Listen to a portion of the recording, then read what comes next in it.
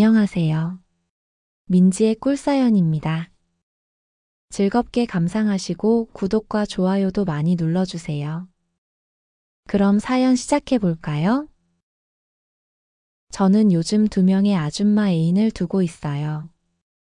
이런 걸 두고 여자복이 터졌다고 하는 것 같은데요. 바로 40대 과부인 희정이 아줌마와 미숙이 아줌마예요. 두 아줌마하고 저는 합의하에 셋이서 좋은 관계를 유지하고 있어요. 같이 맛있는 것도 먹으러 다니고 데이트도 하고요. 이야기하기 조금 민망하지만 사랑을 나눌 때도 셋이 함께하고 있죠. 사실 제가 생각해도 이건 정말 꿈 같은 일인데요. 평범한 남자인 제가 어떻게 이렇게 적극적인 두 아줌마와 동시에 연애를 하게 되었는지 가끔은 저 스스로도 믿기지가 않아요. 희정이 아줌마는 아주 섹시하고 적극적인 편이고요. 반면 미숙이 아줌마는 얌전하고 순종적인 스타일이라 함께하면 너무 만족스러워요. 두 아줌마와 좋은 시간을 보내면 저는 마치 황제가 된 듯한 기분을 느끼기도 하고요. 아줌마들과 함께 있는 그곳이 천국 같다는 생각이 들기도 하죠. 저에게 정말 잘해주고 저를 기분 좋게 해주려고 애쓰는 두 아줌마가 너무 고맙고 사랑스러운데요. 하지만 이런 관계를 유지하는 게 쉽지만은 않아요. 어디에 속 시원하게 털어놓을 수도 없고 두 아줌마들을 동시에 만족시키는 것도 만만치 않죠. 얼마 전에는 아줌마들하고 신나게 놀고 온 다음 날이었는데 너무 무리를 했던지 수년 만에 코피를 흘려보기도 했어요. 저는 코피를 닦으면서 거울을 보고는 씩 웃고 말았죠. 시골 촌놈인 제가 서울에 올라와서 두 아줌마와 인연을 맺게 된 이야기 여러분들에게 속 시원하게 들려드려 볼게요. 저는 20대 후반의 남성이에요. 바닷가 마을에서 태어나고 자랐고 고향에서 고등학교까지 졸업을 했어요. 대학은 서울로 오게 되었지만요. 저희 집안은 대대로 배를 타는 일을 해오고 있어요. 어릴 적부터 바다와 밀접하게 지냈고 부모님이나 친척분들이 바다에서 일하는 모습을 보면서 살아왔죠. 저는 3형제 중 막내예요. 두 형 모두 아빠를 따라서 배를 타는 일을 하고 있죠. 아빠나 두 형들은 조금 억센 편이기는 해요. 배를 타는 게 정말 고단한 일이다 보니 자연스레 그렇게 된 것 같아요. 업으로 살아간다는 건 쉽지 않으니까요. 새벽에 일찍 일어나서 출항할 준비를 하고 하루 종일 혹은 며칠씩 바다 위에서 조업을 해야 하거든요. 장시간 바다에서 일하다 보니 체력 소모도 큰 편이고요. 크고 작은 부상을 늘 달고 살기도 하죠. 배를 타고 고기를 잡는 일을 하는 가족들이 싫었던 건 아니지만 저는 아빠나 형들하고는 다른 인생을 살고 싶었어요. 그래서 대학을 가겠다는 생각으로 학교 다닐 때 공부를 열심히 했죠. 대학을 가야지만 도시로 나갈 수 있을 테니까요.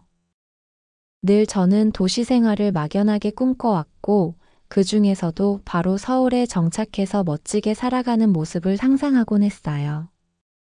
형들은 배를 타고 돌아와서 공부하고 있는 저를 볼 때면 종종 뒤통수를 때리면서 공부가 재밌냐고 핀잔을 주기도 했는데요. 그래도 집안에서 유일하게 공부를 조금 했던 저를 응원해 주기도 했죠. 형들하고 나이 차이가 조금 나다 보니 대학에 가겠다는 막내인 저를 다들 응원해 주는 분위기였어요. 그렇게 도시로 나가보겠다는 일념으로 학창 시절을 열심히 보냈고 저는 농어촌 전형의 혜택까지 받고는 꿈에 그리던 서울에 있는 대학에 합격을 하게 되었어요. 제가 대학 합격 소식을 집에 알리던 날 가족분들이랑 친척분들이 다 모여서 잔치를 벌이기도 했죠. 별건 아니지만 저희 집안에서는 제가 유일하게 대학에 간 사람이었거든요. 그렇게 저의 서울 생활이 시작이 되었어요. 2년간은 대학 기숙사에서 지내게 되었는데 꿈에 그리던 서울 생활은 기대 이상으로 제 마음에 들었고 재미있었어요. 학교를 마치면 친구들하고 강남이나 신촌에 구경을 다니기도 했고요. 미팅 자리에 나가보기도 했죠. 물론 촌스럽기 그지없던 저는 미팅에서는 늘 찬밥이기는 했지만요. 그래도 그런 경험들이 저의 대학생활 추억이 되어 주었죠. 그렇게 군대도 다녀오게 되었고, 이후에는 학교 앞에서 자취를 하게 되었어요. 자취를 하다 보니 기숙사에 있을 때보다 돈이 배로 들어가더라고요. 저는 그래서 그때부터 아르바이트를 좀 하기 시작했죠. 아빠랑 형들에게 비할 바는 아니지만 저도 어부가족의 피가 흘러서 그런지 힘이 좋고 몸도 좋은 편이거든요. 돈을 많이 준다는 이야기에 주말이면 택배 상하차 일을 하기도 했는데요. 다른 사람들은 다들 힘들다고 난리였지만 저한테는 그닥 어렵지 않더라고요. 같이 일하는 아저씨들도 제가 힘쓰는 걸 보고는 장사 체질이라면서 놀라는 눈치였죠. 그러다 졸업할 무렵이 되면서 취업을 해야 하다 보니 저는 4학년 때는 학점 따는 일과 취업 준비에만 신경을 썼던 것 같아요. 대학까지는 어떻게 해결이 되었지만 좋은 직장에 들어가야 서울 정착을 성공적으로 해냈다고 할 수 있을 테니까요. 그런데 취업은 쉬운 문제가 아니더라고요. 좀 괜찮아 보이는 일자리는 경쟁이 엄청 치열했어요. 그래도 명색이 제가 서울에서 4년제 대학을 나왔는데 괜찮은 회사에 취업을 하고 싶었죠. 그래서 처음에는 이력서를 가려서 넣었는데 대학을 졸업하고 나서도 취업이 되지 않았고요. 저는 지금까지도 아르바이트를 전전하면서 지내고 있네요. 그 무렵 고향집에는 취업 준비가 잘 되어 가고 있다고 이야기는 했지만 마음이 조급해지더라고요. 학교 부근이어서 월세가 꽤 나가다 보니 가지고 있던 돈도 조금씩 까먹기 시작했고요.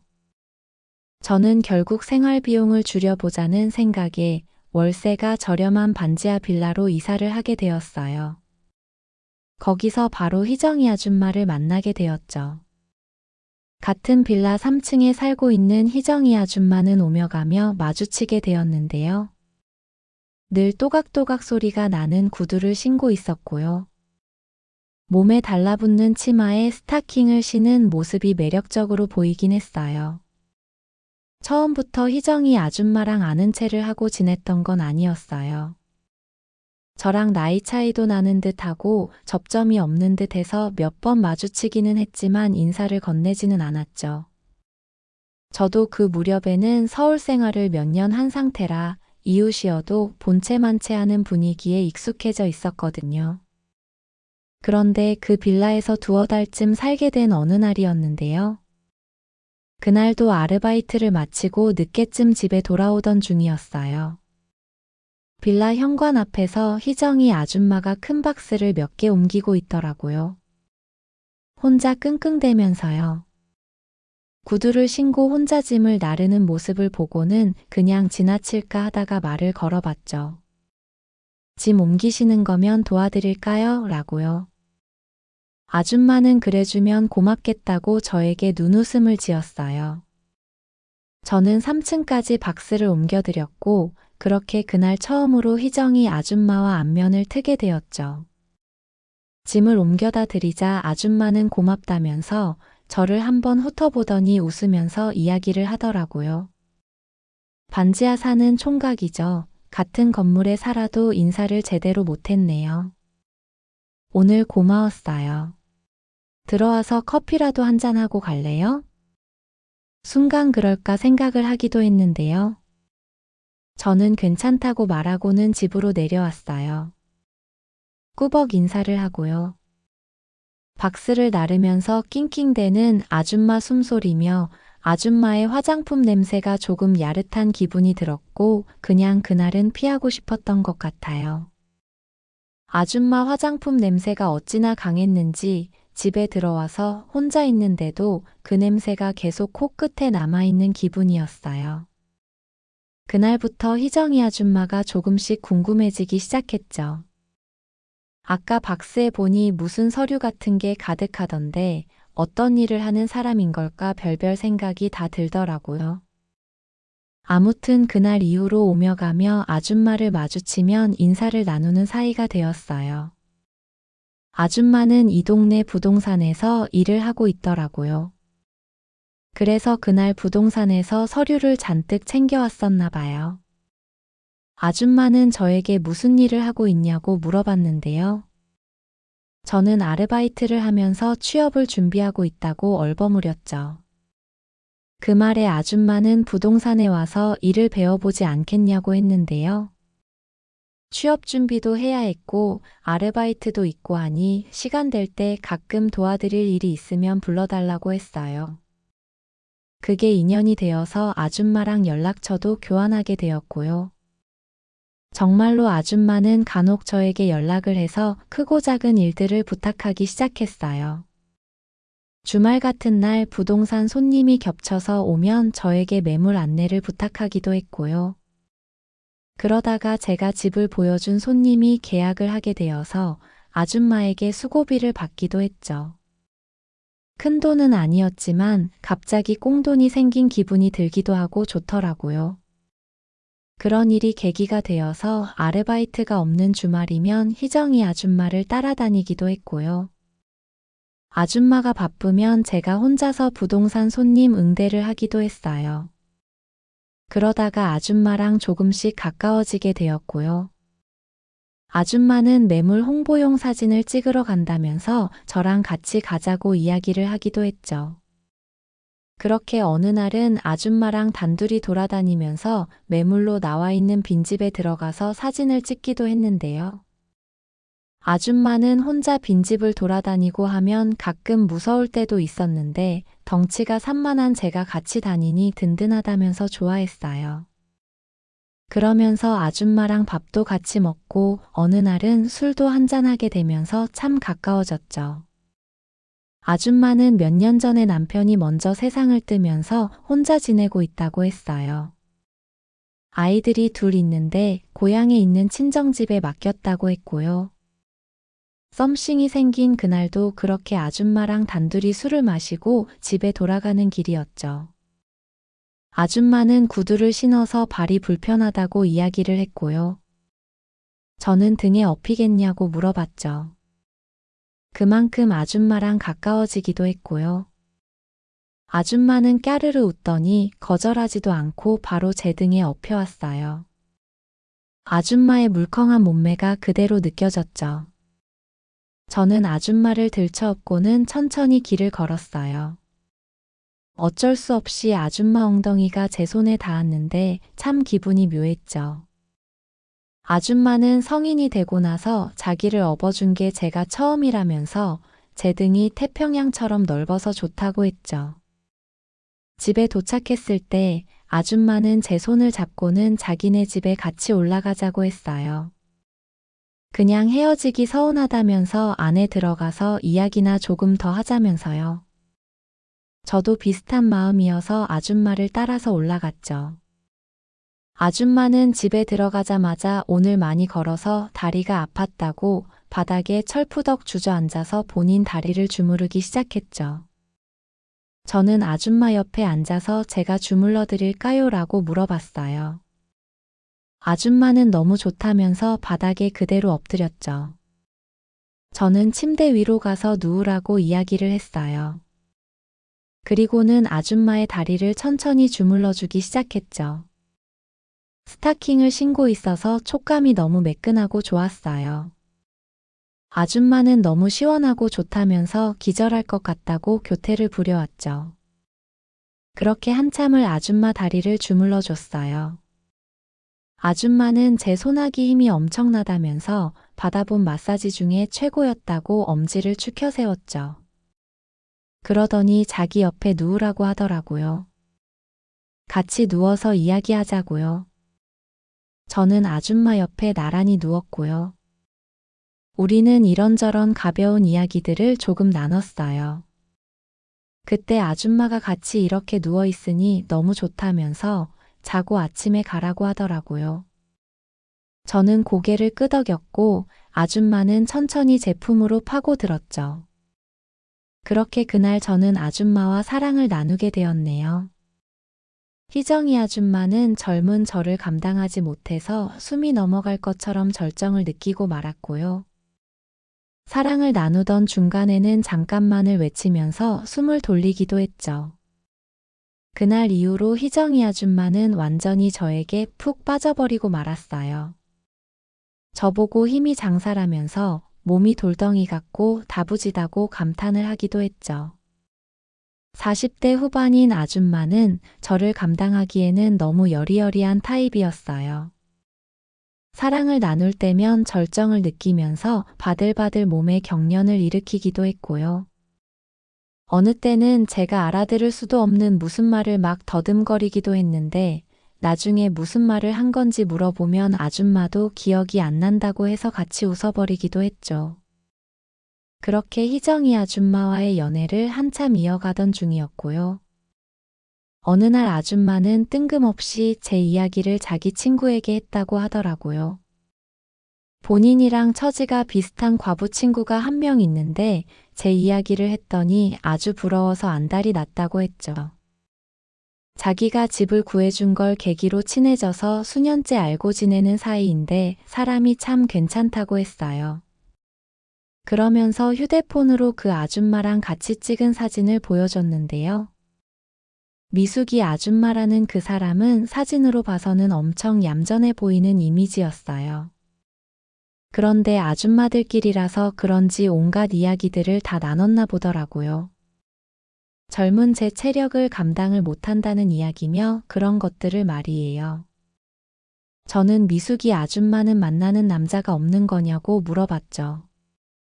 미숙이 걔는 은근히 낯을 가리고 그래서 남자 못 만난 지 꽤 됐을걸? 그 이야기에 저는 지나가는 말로 언제 한번 미숙이 아줌마도 불러서 같이 술이나 한잔 하자고 했어요.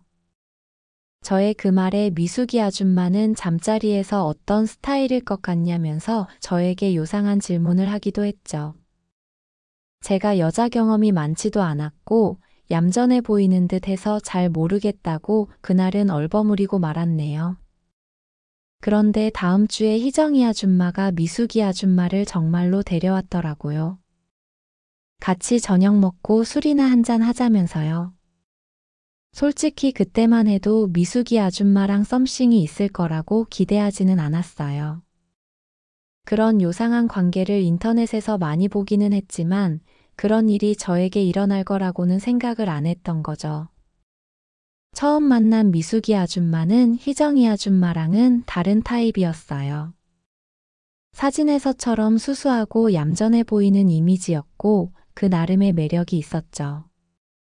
미숙이 아줌마는 같이 밥을 먹고 술을 마시는 내내 저를 보면 얼굴이 발그레해져서는 저를 똑바로 잘 쳐다보지를 못했는데요. 반면에 희정이 아줌마는 아주 물 만난 고기처럼 못하는 이야기가 없이 저랑 있었던 일을 막 자랑처럼 늘어놓기도 했죠.